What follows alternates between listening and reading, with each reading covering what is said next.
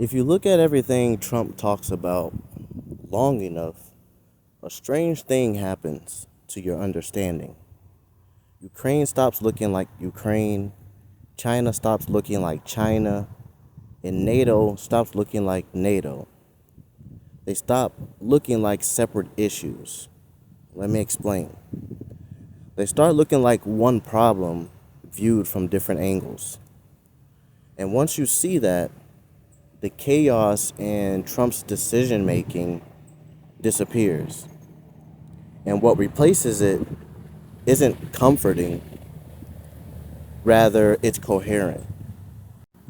Most people assume Trump is reacting to the world, like he's responding to crisis and chasing headlines or just improvising on the spot. But nothing he's doing makes sense if you assume the world is already stable. Everything he's doing makes sense if you assume the world is already breaking and America is just late to noticing it. This isn't a plan for the world as it was. It's a posture for the world he thinks is coming anyway. This is the foundation that everything stands on. Trump doesn't believe the global system can be repaired. He doesn't think it can be reformed or stabilized or even managed indefinitely. From Trump's view, the post-Cold War order was an anomaly, a brief pause between power eras. Rules worked only because America enforced them, and enforcement required sacrifice. At some point, he believes that sacrifice stopped being worth it. So the first conclusion forms here. If the system can't be saved, stop paying to preserve it. This is how Trump thinks. So, from Trump's internal logic, America became the world's insurance company. Everyone benefits when the system holds, but everyone complains when it doesn't. But only one country pays when things go wrong, and that's America. Ukraine isn't about borders, it's about who's paying for the risk, right? This is how Trump is looking at things.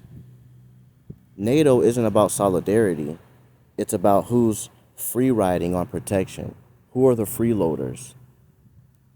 Trade isn't about cooperation, it's about who's absorbing the imbalance, who's taking advantage of the imbalance in the trade market. So Trump's not asking what's fair. What Trump is asking is, what are we underwriting and why are we doing it? So if you look at, for example, Ukraine through this perspective, inside this perspective or framework, Ukraine looks entirely different. It isn't a front line of democracy, it's a liability chain. Every weapon shipment deepens responsibility for America. Every guarantee widens exposure, and every promise limits America's exit. Trump doesn't ask who's right. What he asks is, where does this end for us, for the involvement of America? And if the answer is permanent involvement or permanent funding or permanent risk of escalation, then his logic becomes just end it, freeze it, or walk away. Not because Ukraine doesn't matter, but because the trajectory matters more. So this is why peace is attractive in Trump's worldview. In Trump's mental model, peace is not moral, it's accounting. A bad deal that caps exposure is preferable to an open-ended commitment that grows quietly. So he assumes instability will return anyway. So the goal isn't resolution, it's containment of responsibility. That's why he doesn't obsess over guarantees, because guarantees are liabilities dressed as promises. This is where his thinking diverges hardest from the post war elite. Trump doesn't see NATO as sacred, he sees it as a pricing problem. Trump thinks in things of dollars, of money. Protection costs money, deterrence costs money, and readiness costs money also. So if the US pays most of it, the alliance is unbalanced. If the alliance is unbalanced, then it breeds dependency. And dependency breeds resentment. And resentment breeds drift. So pressure becomes the tool for Trump. Not for him to destroy NATO, but to force a recalculation. Fear is leverage, uncertainty is leverage, and predictability is weakness.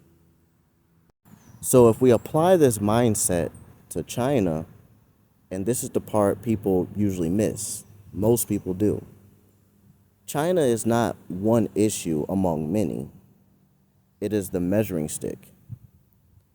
Trump views China as patient, transactional, and unromantic, and Trump actually respects that. Trade, technology, territory, influence, no sentiment, no apology. So Trump actually mirrors that same logic. Tariffs are not punishment, they're leverage. Taiwan isn't sacred ground, it's a bargaining chip inside a larger balance. So the message isn't reassurance, it's deterrence through ambiguity. So with this in mind, if we look at the Middle East through Trump's eyes, through Trump's perspective, Trump doesn't believe the Middle East can be stabilized. He believes it can be managed violently or just ignored, because endless mediation looks like weakness, and nation building looks like fantasy. So the logic turns into this. You identify the threats, you hit them hard, and you avoid ownership of the outcomes. You have Gaza, for example. Israel fits cleanly here, and so does Iran. There's no responsibility for the aftermath, only responsibility for the response. So this is why Greenland and Venezuela make sense under Trump's perspective. These feel like random, but until you see the pattern, it doesn't actually make sense. Trump values things that don't drift. Territory doesn't edge. Oil doesn't vote. Geography doesn't realign politically. Greenland is Arctic positioning. Venezuela is energy leverage. And both reduce dependency. Abstract influence fades and physical assets endure.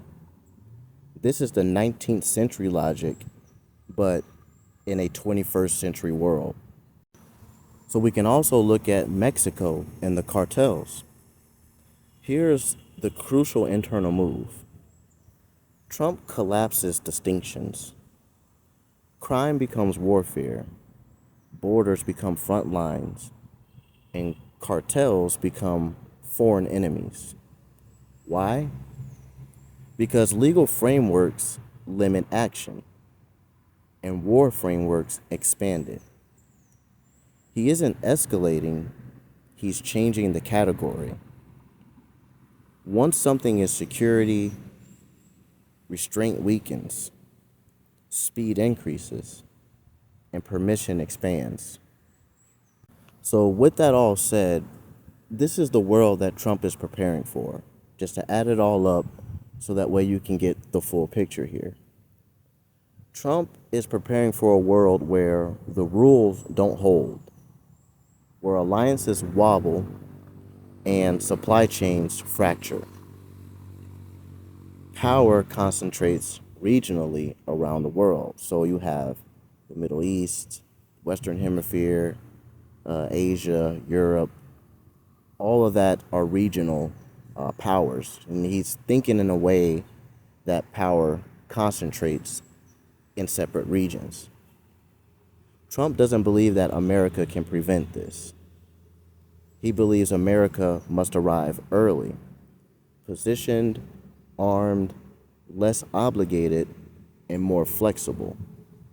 So, in Trump's mind, what America becomes in this model is not benevolent and not withdrawn, but America becomes prepared, more industrial, more guarded, more decisive, and more feared, less loved, less relied upon, and less patient. This appeals to people who feel overextended and underprotected at the same time. So the big question is, do Americans benefit from this? And initially, yes. Psychologically, it feels like control returns to America, that costs feel contained, that responsibility feels bounded. But the trade is permanent. People will have fewer buffers, more shocks, less warning, and higher consequence for mistakes. So you don't escape instability, you meet it head on. So Trump isn't trying to make the world safer. What Trump is trying to do is make America less exposed to a world he believes is already unsafe. This isn't optimism on his part, it's just adaptation. And the real question isn't whether he's right or wrong, it's whether Americans are ready to live in the world this mindset creates. Because once you see the world this way, you don't go back to managing it. You prepare to survive in it.